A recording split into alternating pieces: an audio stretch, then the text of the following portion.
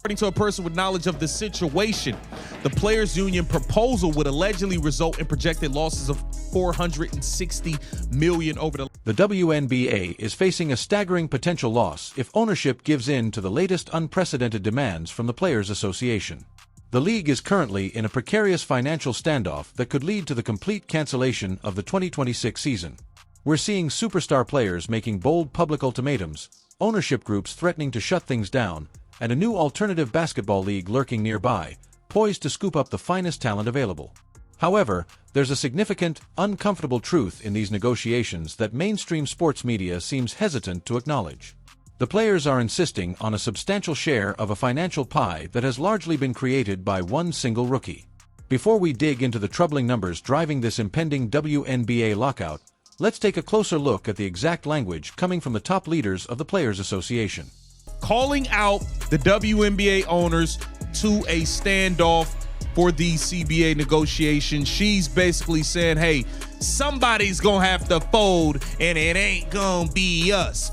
This is the nasty red. Somebody is going to have to make a move. This isn't just a negotiation tactic. It's a bold statement that signals a serious conflict. Welcome to the world of modern sports, where public declarations often mask deeper truths, and the flow of money reveals the real story. Today, let's unpack the economic issues threatening to tear the WNBA apart, the unseen motives behind the rise of a new competitor, and why billionaire Mark Cuban has stepped in with alarming insights that could either rescue women's professional basketball or drive it into oblivion. To grasp the gravity of the situation facing the WNBA, we need to revisit the moment that ignited this tension. Nfisa Keir, a five-time All-Star and a significant force for the Minnesota Lynx, is also the vice president of the WNBA Players Association. In a recent interview promoting a partnership with Icy Hot, Keir threw caution to the wind, stepping away from the usual media script. She confronted the billionaire owners directly, challenging them to respond. She remarked that someone will have to make a concession, insisting it won't be the players. But what gives her such unwavering confidence in pushing the WNBA toward a standoff? To answer that, we must consider her business connections. Keir isn't merely a player. She's a co-founder of Unrivaled, a new, well-funded 3-on-3 women's basketball league designed to keep players domestically and offer them lucrative compensation during the off-season. Can you spot the obvious conflict of interest? Here's an executive with a stake in a rival league sitting on the negotiating committee for the WNBA Players Association, essentially urging the WNBA to concede. Financial analysts and critics are now raising a critical question. Is she truly invested in reaching a collective bargaining agreement, or does she have other aims? Does she want the WNBA to lock out the players? If the 2026 WNBA season faces delays or cancellation, Unrivaled could end up dominating the spotlight, snatching away corporate sponsorships and attracting players who are eager for cash. It's a calculated, high-stakes maneuver. But for the WNBA's legacy, it poses a significant risk. So, what is the union asking for that has owners contemplating shutting things down? The figures are eye-opening, highlighting a stark divide between the players' perception of the league's value and the financial realities at play. On Tuesday, the Players' Union presented a counter-proposal in response to the league's submission from February 7th. They're asking for 25% of the league's gross revenue in the first year, which would rise to about 27.5% on average over the duration of the agreement. Additionally, they're pushing for a salary cap of nearly $9.5 million and continued housing support for early career athletes. In comparison to the NBA or NFL, a 25% revenue share seems low. Male leagues typically have a 50-50 split of basketball-related income, but the WNBA's financial landscape tells a different story. This league has operated at a significant loss for many years, relying heavily on NBA subsidies just to stay afloat. The players see the recent surge in viewership, packed arenas, and booming merchandise sales, and they want their fair share now. They had initially asked for 30% back in December, believing that settling for 25% is a significant concession. However, owners are focused on the real operating costs, and the numbers don't look good. Consider the implications if the owners actually agree to this deal. Person with knowledge of the situation, the players' union proposal would allegedly result in projected losses of $460 million over the lifetime of that agreement for WNBA teams. And you remember, it was at a $700 million loss for the 30%. $460 million in projected losses over the lifespan of this agreement is a staggering figure. It's impossible to maintain a thriving sports franchise while facing losses that could reach $500 million just to satisfy a union. The owners made a proposal that offers players over 70% of the league and team net value. When we talk about net value, we're referring to actual profits, yet this offer was firmly rejected by the players. They seem to prefer a share of gross revenue instead. This means they want a cut of the total revenue generated before any expenses, arena fees, marketing budgets, front office salaries, and even the hefty costs of charter flights are deducted. This leads us to the crucial question at the heart of the matter. Why are the players so eager to stake their futures on a piece of gross revenue at this very moment? The answer can be summed up in just 2 words. All trying to eat out of Caitlin Clark's pie. Let's be real here. Caitlin Clark served this dish up on a platter for you guys like it was Thanksgiving, and all y'all doing is messing up the food at this point. Y'all messing up. Before Caitlin Clark brought her unique approach to economics into the spotlight, the WNBA was having a hard time giving away tickets in many markets. Clark turned that around, selling out arenas nationwide and compelling major TV networks to adjust their programming to feature WNBA games during prime time. Her influence drew millions of new fans to the league, generating a financial influx the WNBA hadn't experienced in its 28-year history. Now, the Players Association is attempting to leverage the momentum from the Caitlin Clark stimulus package to negotiate long-term, multi-million-dollar guaranteed contracts for all players. This situation is akin to a struggling local theater hiring a big-name Hollywood star for a single production, only for the stage crew, understudies, and lighting technicians to suddenly demand hefty pay increases because of a temporary spike in ticket sales. Yes, the financial pie has grown, but the ownership groups are seasoned business leaders.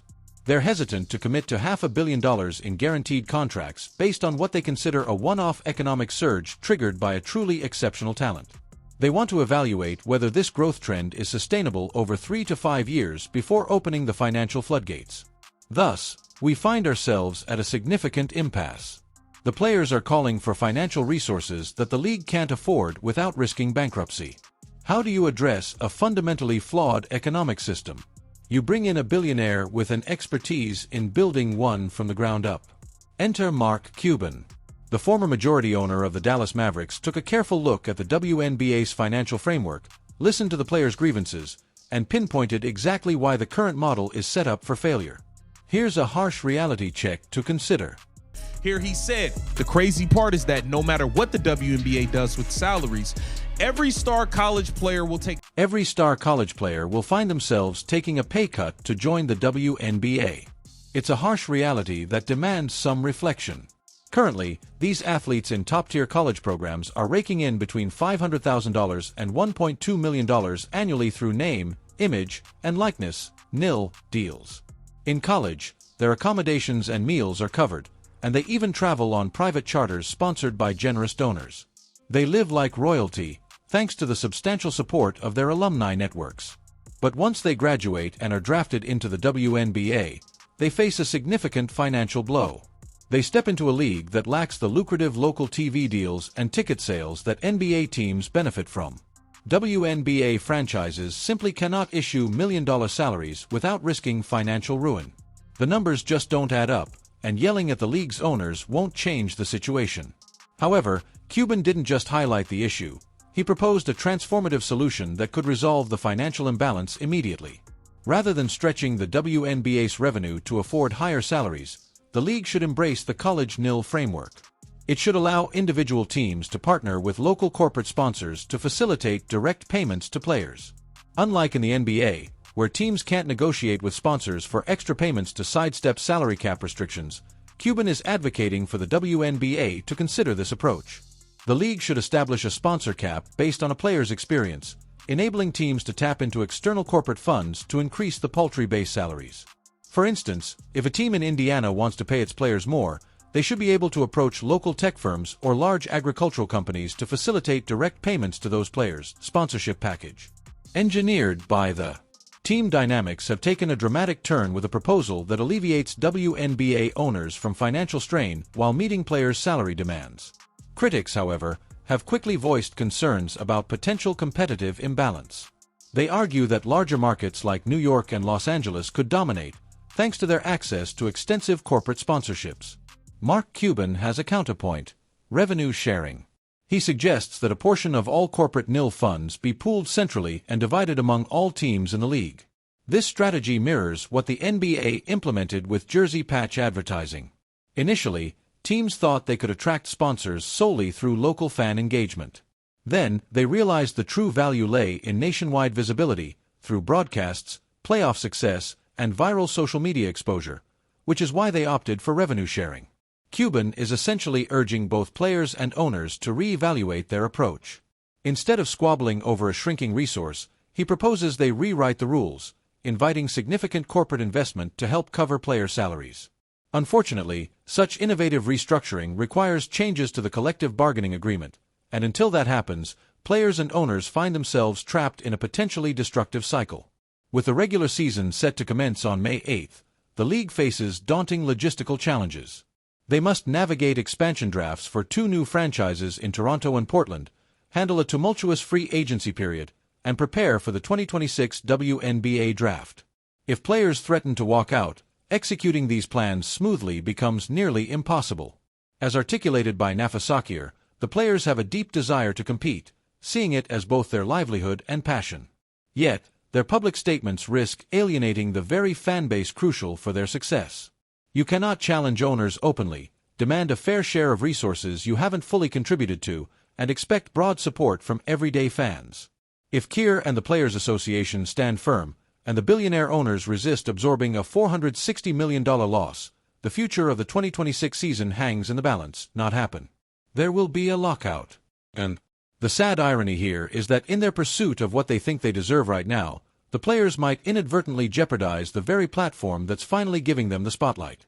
They could risk losing the new wave of fans who have just tuned in to watch Caitlin Clark, potentially driving them back to the NBA or college basketball.